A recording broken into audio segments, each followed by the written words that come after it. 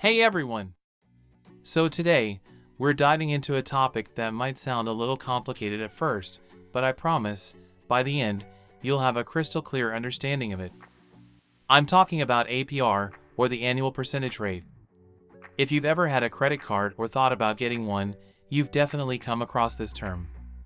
And understanding it is very important. Let's start with the basics. So, what exactly is APR? Well, think of it as the price you pay for borrowing money. When you use a credit card, you're essentially borrowing money from the credit card company. And they don't do that for free, they charge you an interest, and that's where the APR comes in. Now, let's say your credit card has an APR of 20%. That doesn't mean you'll be charged 20% on everything you buy. Instead, this percentage is calculated annually.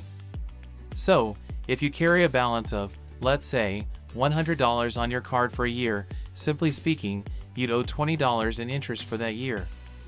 But here's where things get a bit more nuanced.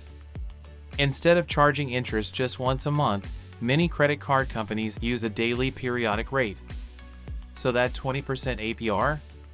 It's actually divided by 365, which comes out to a tiny daily rate. But, and here's the catch, they apply this rate every single day. So, your interest is compounded daily, which means you're charged interest on the interest you've already accrued. For example, if you owe $100, and with that daily rate, you might owe $100.05 the next day, assuming the daily rate is 0.055%. The day after, you're not just charged interest on the initial $100, but also on that extra 5 cents. It might not seem like much, but over time and with larger balances, this compounding effect can really add up. Now, I can hear some of you asking, but what if I pay off my full balance every month? Will I still be charged interest? And the answer is no.